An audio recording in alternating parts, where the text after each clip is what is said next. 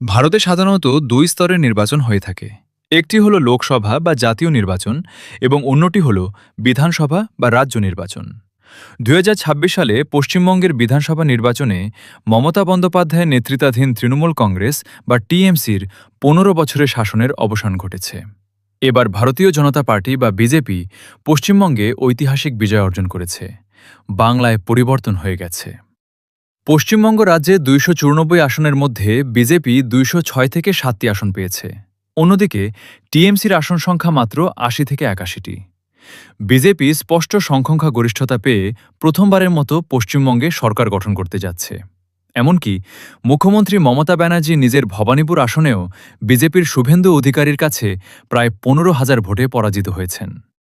যদিও এই নির্বাচনকে ঘিরে কেন্দ্রীয়ভাবে ক্ষমতাসীন বিজেপি সরকারের বিরুদ্ধে নানা ধরনের অভিযোগ আছে এবং মমতা ব্যানার্জিও পরাজয়ের পর পদত্যাগ করতে অস্বীকার করেছেন। যদি কেউ মনে করে যে আমি কি রেজিগনেশন দিতে হবে, নো নট, আমরা কিন্তু হারিনি, আমাদের ১০০ সিট জোর করে লুট করা হয়েছে।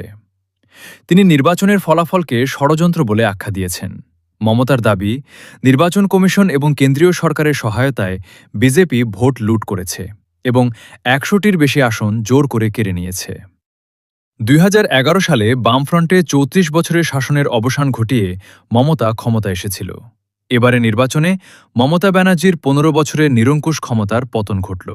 কী কারণে এবার তৃণমূল কংগ্রেসের পতন হল এবং বিজেপির বিরুদ্ধে নির্বাচনে কী ধরনের কারচুপির অভিযোগ উঠেছে সে সম্পর্কে আলোচনা করা হবে আজকের এই ভিডিওতে। ২০২৬ সালের বিধানসভা নির্বাচনের ফলাফলকে পশ্চিমবঙ্গের রাজনীতিতে বড় ধরনের ভূমিকম্প বলা যায়। নির্বাচনের ফলাফল অনুসারে বিজেপি পেয়েছে প্রায় ৪৫.৮৪% ভোট, যেখানে তৃণমূল কংগ্রেস পেয়েছে প্রায় ৪০.৮০%। ভোটের ব্যবধান খুব বেশি না হলেও আসনের ব্যবধান অনেক বেশি। ভারতীয় জনতা পার্টি ২৯৪ আসনের মধ্যে ২০৬ থেকে ২০৭টি আসন দখল করে ঐতিহাসিক বিজয় অর্জন করেছে। অন্যদিকে তৃণমূল কংগ্রেসের আসন সংখ্যা নেমে এসেছে প্রায় ৮০ থেকে ৮১টিতে। বিশ্লেষকেরা মনে করছেন তৃণমূল কংগ্রেসের পতনের পেছনে একাধিক গুরুত্বপূর্ণ কারণ রয়েছে। দীর্ঘ ১৫ বছরের ক্ষমতা থাকার ফলে সরকারের বিরুদ্ধে তীব্র অসন্তোষ তৈরি হয়েছিল। সে কারণে ভোটাররা এবার পরিবর্তন চেয়েছিল। এর সঙ্গে যুক্ত হয়েছে বিভিন্ন দুর্নীতি ও কেলেঙ্কারির অভিযোগ।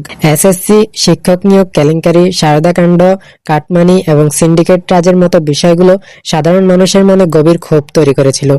২০১৬ সালে শিক্ষা খাতে কর্মী নিয়োগ ব্যাপক দুর্নীতি হয়। তখন টাকার বিনিময়ে অযোগ্যদের চাকরি দেওয়া হয়েছিল। কলকাতা হাইকোর্ট ও সুপ্রিম কোর্টের নির্দেশে প্রায় ২৫,৭৫৩টি নিয়োগ বাতিল হয়েছে। তৎকালীন শিক্ষামন্ত্রী পার্থ চট্টোপাধ্যায় সহ অনেকেই গ্রেপ্তার হয়েছেন। এটি তৃণমূল সরকারের একটি বড় কলঙ্ক ছিল। এছাড়া ২০১৩ সালে সারদা গ্রুপের পঞ্জি স্কিমে লক্ষ লক্ষ সাধারণ মানুষের কোটি কোটি টাকার লোফাটের ঘটনায় তৃণমূল কংগ্রেসের অনেক নেতা মন্ত্রীর নাম জড়িয়েছিল। ২০১৬ সালে সারদা নিউজের গোপন ভিডিওতে টিএমসির মন্ত্রী সহ বেশ কয়েকজন নেতাকে ঘুষ নিতেও দেখা গেছে। এই বিষয়গুলো মমতার সরকারের দুর্নীতির প্রতীক হয়ে উঠেছিল। সেই সাথে সরকারি প্রকল্প, অনুদান, চাকরি বা কাজ পেতে তৃণমূল কংগ্রেসের নেতাকর্মীদের কমিশন দিতে হতো। এটিও সাধারণ মানুষের ক্ষোভের আরেকটি বড় কারণ। টিএমসির স্থানীয় সিন্ডিকেট নির্মাণ শিল্প, বালি, সিমেন্ট ব্যবসা এবং জমি জমার কারবারগুলো নিয়ন্ত্রণ করত, যা পশ্চিমবঙ্গে শিল্পায়নের অন্যতম বাধা হয়ে দাঁড়ায়। বিজেপি এগুলোকে মহা জঙ্গল রাজ বলে বারবার আক্রমণ করেছে। এইসব কেলেঙ্কারি, দুর্নীতি ও জন অসন্তোষ মিলিয়ে মমতার ১৫ বছরের শাসনের ভিত নড়বড়ে হয়ে গিয়েছিল।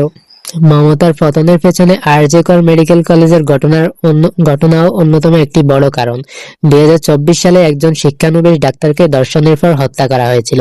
বিষয়টি নিয়ে সমগ্র পশ্চিমবঙ্গ উত্তাল হয়ে ওঠে। কিন্তু মমতার সরকার বিষয়টি ভালোভাবে মোকাবেলা করার বদলে আরও বিতর্ক উস্কে দেয়। এর সাথে যুক্ত হয়েছিল আইন শৃঙ্খলার অবনতি, বেকারত্ব ও উন্নয়নের ধীরগতি।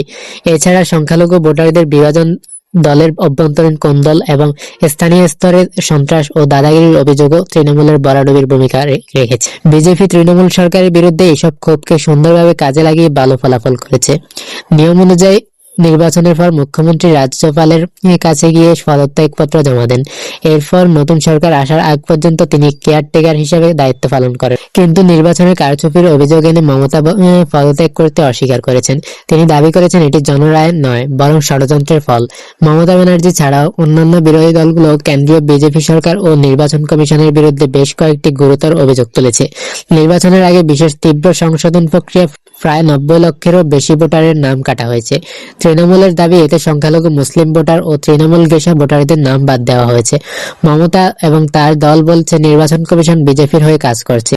গণনায় অনিয়ম, কিছু আসনে গণনা বন্ধ রাখা এবং ভোটের ফলাফল ম্যানিপুলেট করা হয়েছে। কেন্দ্রীয় বাহিনীকে ব্যবহার করে তৃণমূল কর্মীদের উপর হামলা, ভয় দেখানো ও নির্বাচন পরবর্তী সহিংসতা তৈরি করা হয়েছে। মমতা আরও অভিযোগ করেছেন যে প্রধানমন্ত্রী নরেন্দ্র মোদী ও স্বরাষ্ট্রমন্ত্রী অমিত শাহ সরাসরি নির্বাচনে হস্তক্ষেপ করেছে। অন্যদিকে বিজেপি এসব অভিযোগ সম্পূর্ণ অস্বীকার করেছে। বিজেপি বলছে এটি তৃণমূলের হার মানতে না পারার মানসিকতা এবং দুর্নীতি, সিন্ডিকেটবাজ ও সরকারের প্রতি জন অসন্তোষের প্রতিফলন।